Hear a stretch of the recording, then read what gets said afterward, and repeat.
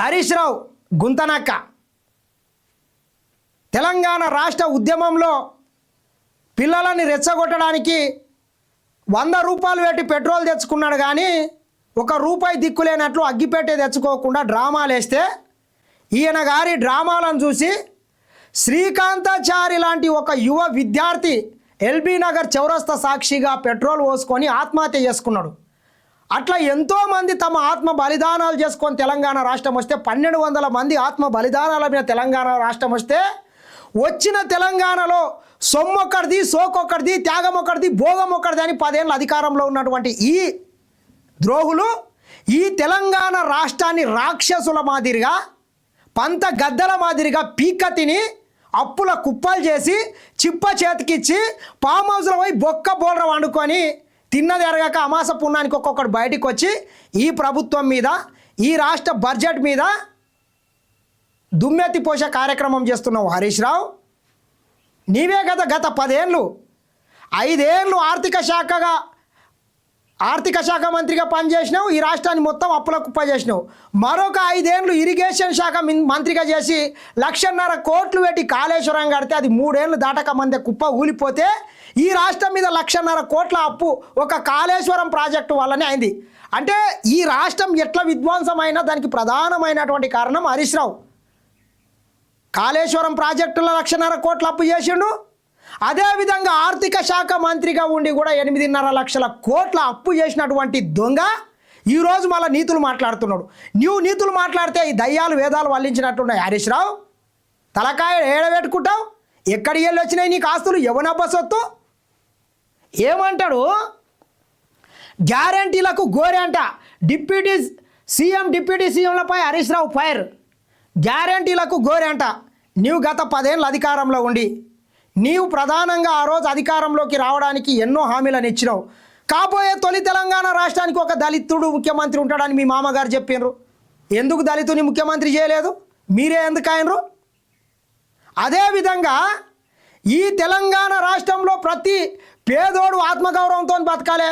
కాంగ్రెస్ వాళ్ళ 70 ఇండ్లు వద్దు, డబల్ బెడ్రూమ్లు కట్టిస్తున్నాం. ఒకటైనా కట్టించిండ్రా సన్నాసులారా? మా కొడంగల్లో ఒక డబుల్ బెడ్రూమ్ కట్టలేదు. ప్రతి ఇంటికి ఒక ఉద్యోగం ఇస్తున్నావు, ఇచ్చినవా? 3,016 రూపాయలు నిరుద్యోగ భృతి ఇస్తున్నావు, ఇచ్చినవా? KG to PG ఉచిత నిర్బంధ విద్య అమలు చేస్తామన్నావు, చేసినవా? నీవేం చేయలేదు. కానీ 10 ఏళ్ళ నుండి ఏం బీకనోడంట. ఏదో కేసీఆర్ ఒక సామెత చెప్తుండే, కన్నతల్లికి అన్నం పెట్టనోడు ఏదో పిన్నతల్లికి బంగారు గాజులు చేయించినట్లు 10 ఏళ్ళు అధికారంలో ఉండి మీరు ఏం బీకలేదు. కానీ ఈ ప్రభుత్వం వచ్చి 2 ఏళ్ళు కాలేదు, అప్పుడే 8.5 లక్షల కోట్ల అప్పులు ఉన్నాయి. అయినా కానీ ఒక్కొక్క సంక్షేమ పథకం అమలు చేస్తుంటే అప్పుడే కాళ్ళ కట్టెలు పెట్టే ప్రయత్నం చేస్తున్నారు. 2 ఏళ్ళు అయింది కదా, ఇంకా 3 ఏళ్ళ మ్యాండేటరీ ఉంది. ఎందుకు అప్పుడే ఎగిసి పడుతున్నారు? ఎందుకు దుంకి పడుతున్నావు హరీష్ రావు? నీ అరాచకాలు చూడలేదా? నీవు చేసినటువంటి సక్కదానం చూడలేదా? మళ్ళీ సిగ్గుచారం లేకుండా ఏమంటాడు? ఇది ప్రజలను నిరాశపరిచే బడ్జెట్.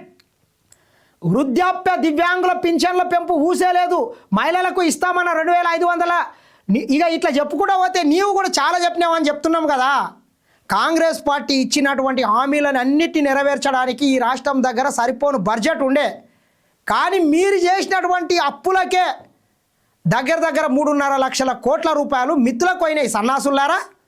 మళ్ళీ ఈరోజు ఇట్లా బద్మాష్ మాటలు బట్టెబాజీ మాటలు మాట్లాడకుండా సిగ్గుచరం లేకుండా బట్టగాల్చి మీన వేసే ప్రయత్నం చేస్తున్నారు. చూడండి ఒకసారి ఈ పనికిమాలిన పేపర్ నమస్తే తెలంగాణ ఏం రాస్తుంది? మొండి చెయ్యి గుండు సున్ననంట, ప్రజా సంక్షేమానికి పరాభవం అంట.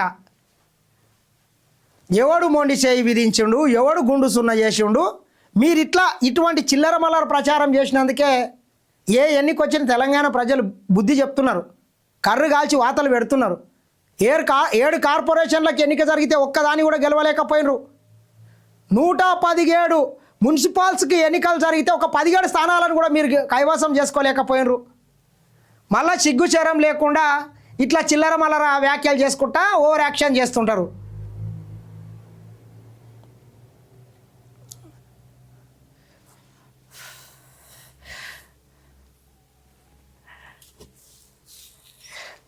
ఏం రాస్తాడు? నిరుద్యోగులకు దగా భృతి లేదంట, జాబ్ క్యాలెండర్ లేదంట. నీవేం చెప్పినావు? తెలంగాణ రాష్ట్రంలో 2 లక్షల ఉద్యోగం ఇస్తా, ప్రతి సంవత్సరం ఉద్యోగాలు ఇస్తా అని చెప్పి 10 ఏళ్ళు బంగారు భవిష్యత్తు విద్యార్థుల జీవితాన్ని నాశనం చేసి వాళ్ళకు ఉద్యోగాలు ఇవ్వకుండా వాళ్ళ జీవితాలను నాశనం చేసినటువంటి వ్యక్తులు మీరు. ఈ రాష్ట్ర ప్రభుత్వం అధికారంలోకి వచ్చి సంవత్సరం తిరగక ముందే 60-70 వేల ఉద్యోగాలు ఇచ్చింది. కాబట్టి ఇకనైనా ఈ ఓవర్ యాక్టింగు, నీ డ్రామా ఇటువంటిది కట్టి పెడితే బాగుంటుందని మరొక్కసారి హరీష్ రావుని కావచ్చు, కేటీఆర్ని హెచ్చరిస్తున్నాం.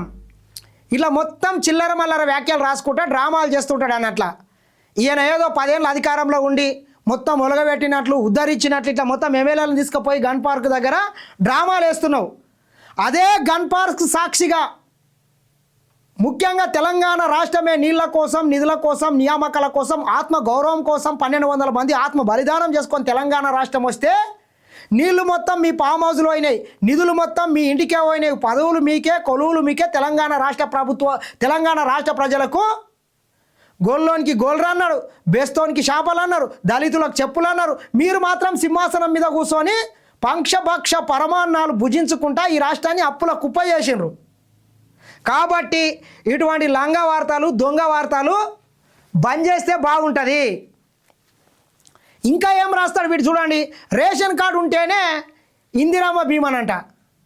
తెలంగాణ రాష్ట్రంలో ఈ రాష్ట్ర ప్రభుత్వం మీరు గత 10 ఏళ్ళు ఒక్క పేదోనికి కూడా రేషన్ కార్డు ఇవ్వకుంటే ఈ రాష్ట్ర ప్రభుత్వం ఇప్పుడు కూడా నిరంతర ప్రక్రియ. అర్హుడైన ప్రతి ఒక్క పేదోనికి ఈరోజు రాష్ట్ర ప్రభుత్వం రేషన్ కార్డు అందించింది. కొన్ని లక్షల రేషన్ కార్డులను అందించింది. సన్నాసులారా, అర్హత లేనోనికి రాదు, అర్హులందరికీ రేషన్ కార్డులు ఇస్తున్నారు. రేషన్ కార్డు ఉన్న ప్రతి ఒక్కరికి 5 లక్షల బీమా అందజేస్తామని చెప్తున్నారు. ఇక దాంట్లో ఇబ్బంది ఏమున్నది? మరి లేకపోతే మీకు, మీ మామకు, మీ కుటుంబ సభ్యులకు అందరికీ అలా చెప్పండి. కాబట్టి ఇటువంటి చిల్లర మల్లర రాతలు రాసి ఆకాశం మీదకి ఉమ్మేస్తే మీ ముఖం మీద పడుతుంది. కాబట్టి ఇకనైనా ఇటువంటి చిల్లర మల్లర వ్యాఖ్యలు మానుకుంటే బాగుంటుందని మరొక్కసారి ఈ డ్రామారావు కుటుంబాన్ని హెచ్చరిస్తున్నాను.